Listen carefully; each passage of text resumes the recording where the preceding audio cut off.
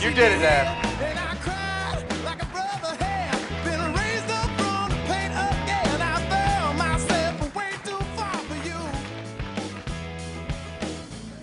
Whew. Wow. Thank you all so much for that kind welcome. I know it's been a long day for many of you, and for many of us, it's been a very long day. I'm so happy to see so many friendly faces here tonight. It was a proud moment for me to have my father introduce me, so I'm very thankful for your support. Today has been such an amazing day for me to be a part of. We've had an incredible number of volunteers working at every single one of the polling locations around the city,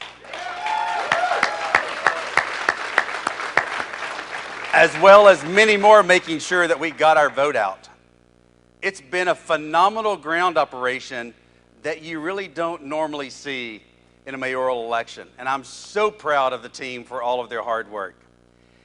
As you've all seen from the screens here this evening, that work has really paid off. I'm so humbled that the voters of the city of Knoxville have shown their confidence in the blueprint I've been laying out for the city's growth and development.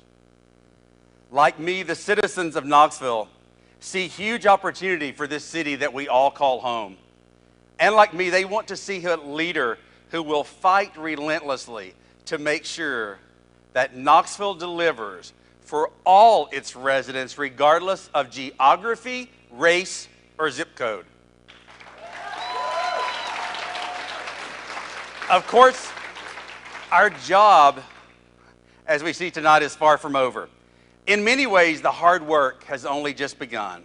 Now we head to a general election where it looks likely that we will face India Kincannon. Early voting, remember this, kicks off on October 16th, and then the election day itself will be on November the 5th. I know that I can count on all of you for your support, please, over the next 2.5 months.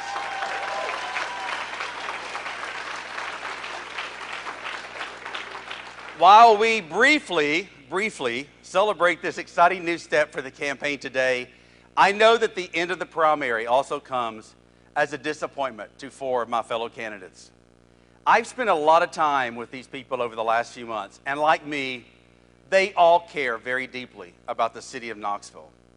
We may have disagreed about a few policies along the way, but I know that these are all good people who were called to serve, and they have worked hard to get their message across. I've said since the beginning that running for public office isn't easy, and I think that each of them deserves our thanks. Knoxville is a better city because of their commitment.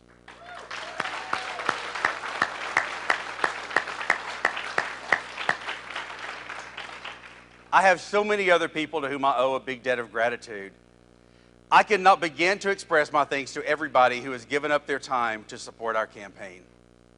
You've spoken with voters, organized and hosted events, raised money, and helped with the incredible amount of administration and organization involved in running for office today. I am so grateful to each of you for your time and for your support. My core campaign team has gone above and beyond in helping me reach voters in their homes, on the streets, at events, in the media, on social networks, and so on. I've learned so much from them over the course of the last few months. If I could ask each of the team to stand, because they really do deserve a huge round of applause.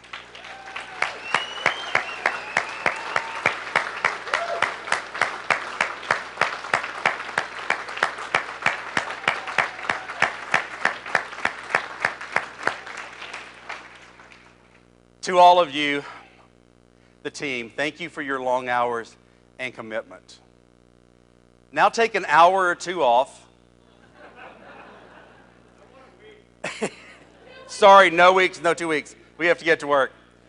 Make sure you're ready to hit the ground running tomorrow morning or maybe Thursday morning as we get ready for the election in November. Now to my many friends who have encouraged me, picked me up when I felt down, and gone above and beyond for me over the past year.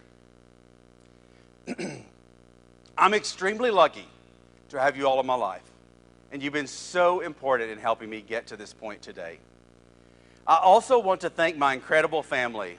My dad, who you met earlier, my brother, my sisters, my niece and nephews are all here tonight, and the entire Mannis clan, along with Blake and Bexley, who have all been a huge part of this campaign from the very first day.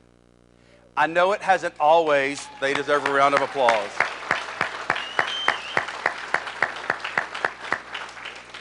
I said this earlier in the room adjacent here, that I know it hasn't always been easy to maybe be with me throughout this campaign, but your love and support is appreciated more than I can ever tell you. And finally, I want to thank the voters of the city of Knoxville. Thousands of you have come out to give me your vote, and I'm so grateful for your support and for the trust you have shown in me. If fortunate enough to be elected your mayor in November, I promise you that I will work tirelessly and I will never take one single vote for granted.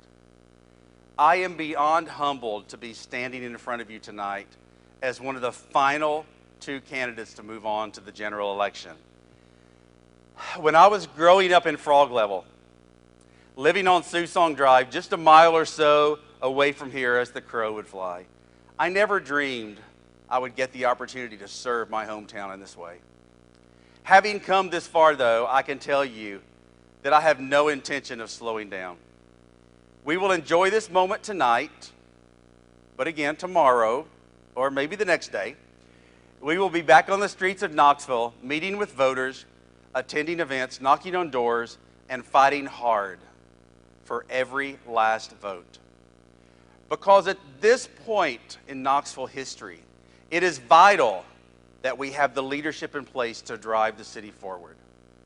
It is essential that we have a leader who has the mind of a CEO and the heart of a social worker, who has experience in running both a city and a business, and who also has compassion for all of Knoxville's citizens. And it is critical that we do not just accept the status quo, and that we instead join together to take advantage of the clear growth opportunities that exist for this city that we call home. As I look around this room, I see mothers and fathers, aunts and uncles, grandparents and great-grandparents. And the fact is that the next mayor of Knoxville must be focused on building a city in which our kids can grow and flourish. I truly believe that the future of this city is in great hands.